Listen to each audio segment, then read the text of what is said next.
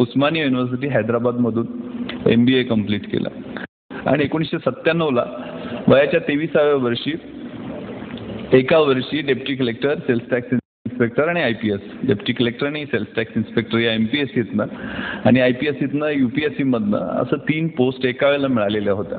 त्यामुळे थोडासा माझा म्हणजे स्वतःची पाठ थोपटून घेत नाही आहे, परंतु सांगण्याचा मनोदय आहे की कशा पद्धतीने या स्पर्धा परीक्षांना आपल्याला एकत्रित तयारी करता येते आणि काही कृत्या असतात, काही प्लॅनिंग असतात की जे तुम्हाला या वयामध्ये भविष्य काळासाठी उपयोगी पडू शकतील.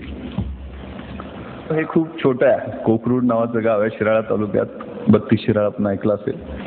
अगदी वारणेच्या कुशीत आणि सह्याद्रीच्या मुशीत वसलेलं हिरवगार असं देखणं गाव आहे. तिन्ही बाजूनं नदी जाते.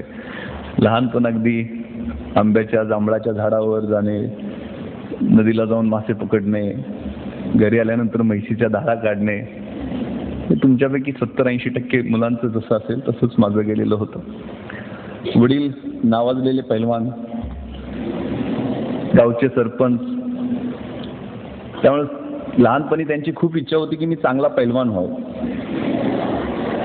मी आता ताईंना हेच सांगत होतो की पोलिओची चर्चा चाललेली होती, तर त्यांनी मला लहानपणी आई आग्रह करत असताना पोलिओचा डोस देऊन दिला नव्हता की पैलवानाचा पोरगा आहे त्याला काय होतं.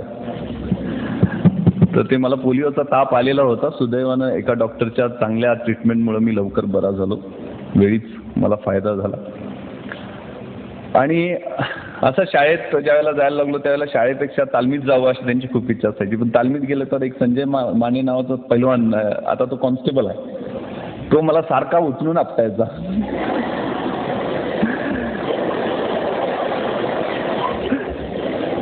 धाक लावणे असा प्रकार म्हणतात.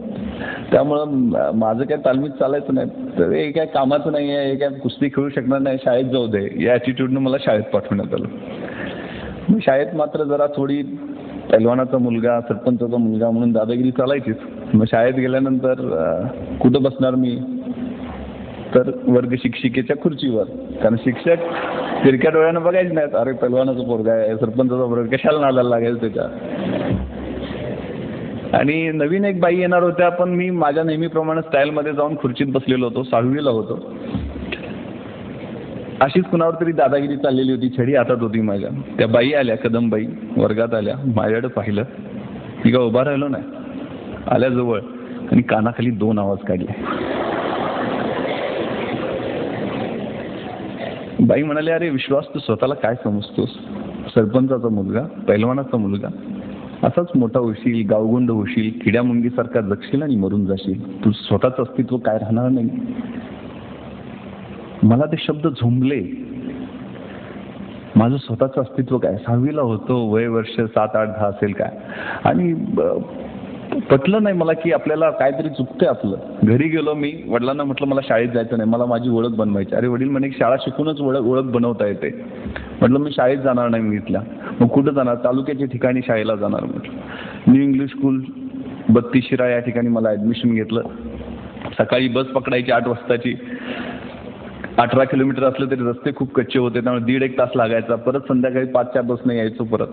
वडिलांचंही त्यावेळेला प्रमोशन झालं, ते पंचायत समितीचे सभापती झाले, जिल्हा परिषदेला निवडून येऊन. पण त्यांना मी सक्त बजावून सांगितलं की मला माझी स्वतःची ओळख. PTचे शिक्षक होते, त्यांना कळायचं की पोरगं हुशार आहे, 70-75% मार्क पडत आहेत, तर याला जाण्या येण्याचा वेळ खूप वाया जातोय. मग 17 किलोमीटर, 1 तास संध्याकाळी, 1 तास सकाळी. तर त्यांनी मला सांगितलं की तू विश्वास माझ्या घरी राहा, तुला काय घराचं भाडं द्यायचं असेल, मेसचं पैसे देत येतोस तर घरी माझ्या खर्चाला ते मी काय नाही म्हणत नाही, तुझा स्वाभिमान दुखवत नाही, पण तू घरी राहा, तुझा वेळ वाचेल, माझ्या घरात एक रूम आहे. ठीक आहे म्हटलं सर, जसे तुम्ही म्हणाल. पण सरांना एक सवय होती ती मला माहीत नव्हती, ते पहाटे 3 वाजता उठायचे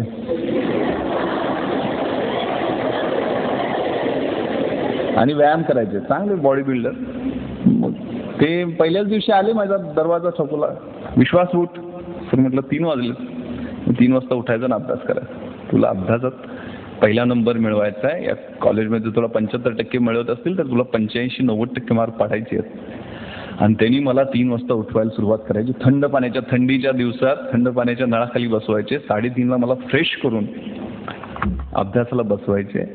3:30 ते 8:30 9 पर्यंत माझा अभ्यास असा व्हायचा की जे काही वाचेल ते डायरेक्ट ब्रेनमध्ये जायचं. इतका चांगला अभ्यास झाला, कधी मी स्वप्नात सुद्धा विचार केला नव्हता एवढे मार्क, म्हणजे 88 साली 88% मार्क मिळवून मी तालुक्यात पहिला आलो.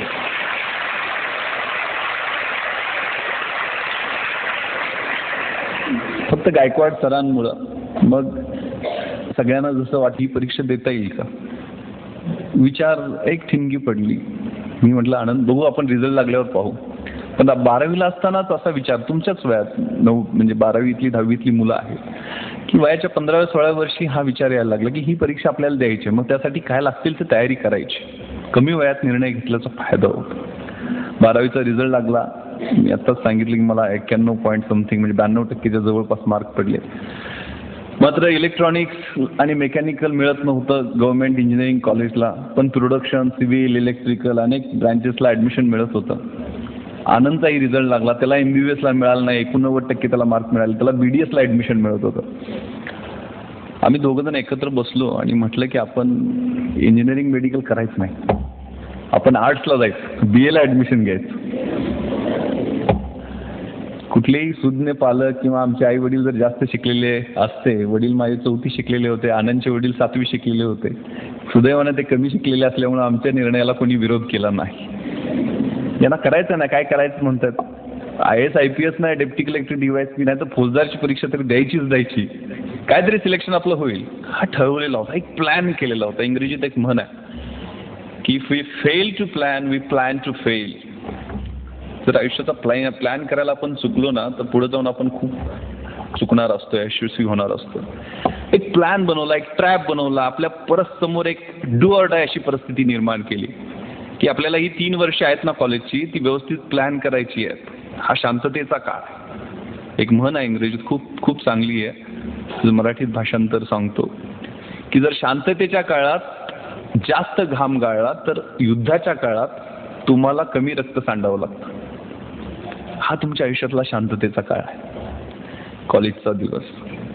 या कॉलेजच्या दिवसामध्ये जेवढा घाम तुम्ही गाळाल, घाम म्हणजे काय शब्दशः अर्थ घ्यायचा नाहीये, अभ्यास करून जिद्दीनं तळमळून एक एक दिवस जर तुम्ही प्लॅन करून घालवला, तुम्हाला महिन्यात काय करायचंय, वर्षात काय करायचंय ठरवलंय. दंगा मस्ती करायचीच असते कॉलेजला, त्याबद्दल दुमत नाही आहे, परंतु आपलं करिअर काय आहे. आपले आई वडील आपल्याला या ठिकाणी पाठवतात, थोडाफार आपल्या पोटाला चिमटा काढून त्यांनी पैसे बाजूला ठेवलेले असतात, त्या पैशाचं काहीतरी चीज करून दाखवायचं, त्या जिद्दीनं ते पाठवत असतात. आपल्या घराचं, आपल्या आई वडिलांचं, आपल्या शिक्षकांचं, या संस्थेचं नाव मोठं करायचं ही जिद्द तुमच्यामध्ये या वयामध्येच असते. आणि हे वय म्हणजे लात मारीन तिथं पाणी काढणार वय असते, काय ठरवाल ती गोष्ट घडत असते. ते एक मोटिवेशन, स्वतःमध्ये एक किलिंग इन्स्टिंक्ट त्यावेळेला आम्ही बनवून घेतलं.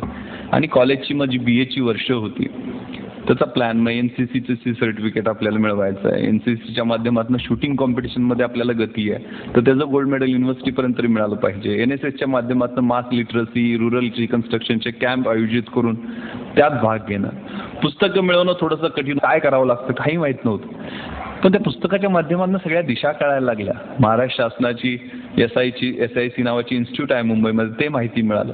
तर हे कॉलेजच्या तुमच्या वयात ह्या गोष्टी सुरू केल्या की आपल्याला अशा पद्धतीनं प्लॅनिंग करून यश मिळवायचं, आणि त्यासाठी एक एक दिवसाचा, एक एक रात्रीचा प्लॅन करायला सुरुवात केली. ग्रॅज्युएशनचा रिझल्ट, BAला गोल्ड मेडल मिळालं युनिव्हर्सिटी लेवलला, परत मुंबईला SICला ॲडमिशन मिळालं.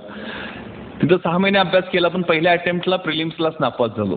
परत डिप्रेशन आलं, पण MPSCची परीक्षा दिलेली होती. आता हे तुम्हाला बऱ्याच मुलांना समजणार नाही, पण MPSC UPSC प्रक्रियेत जी जाणारी मुलं आहेत त्यांच्यासाठी मी मॅडमना आणि सरांना म्हटलं होतं की वेगळं मी बसेन त्या 2-3 तास त्या मुलांना दिशा कशा पद्धतीनं देता येईल, कसा अभ्यास करायचा MPSC UPSCचा एकत्रित, त्याचा प्लॅन करावा लागेल. पहिल्यांदा MPSCची प्रिलिम पास झालो होतो, मुख्य परीक्षा, विषय कोणते निवडायचे हे कन्फ्युजन. तर नवीन विषय एक सोशॉलॉजी नावाचा घेतला, ज्याची मला ABCD सुद्धा माहीत नव्हती, पण 8 दिवसात अभ्यास करून सुद्धा मला 140 मार्क त्यात पडलेले होते 200 पैकी, जी खूप चांगला स्कोर मानला जातो. आणि रिझल्ट लागला, मुद्दामून ही गोष्ट मी सांगतोय, रिझल्ट लागला, मुख्य परीक्षेत मी पास झालेलो होतो. मग पास झालं म्हटल्यानंतर इंटरव्ह्यूचा कॉल आला. मग सगळे लोक पेपरला वाचलेलं असतंय, अफवा पसरलेले असतात की या परीक्षेसाठी पैसे द्यावे लागतात, डेप्टी कलेक्टर करायचं आहे, DYSP करायचं आहे, एवढी बॅग घेऊन गेल्याशिवाय काय होत नाही, एवढा मोठा वशील असल्याशिवाय काय होत नाही. मलाही असं सांगण्यात होतं. त्यावेळेला तर मी 95 साली ज्यावेळेला पास झालो, नुसता पासआउट झालेलो होतो, 21-22 वर्ष वय होतं. जेवढे काय सांगतील ते पटण्याचा मोह व्हायचा. पण मी ठरवलेलं होतं की आपल्याला भरपूर यावेळेला नाही झालं तर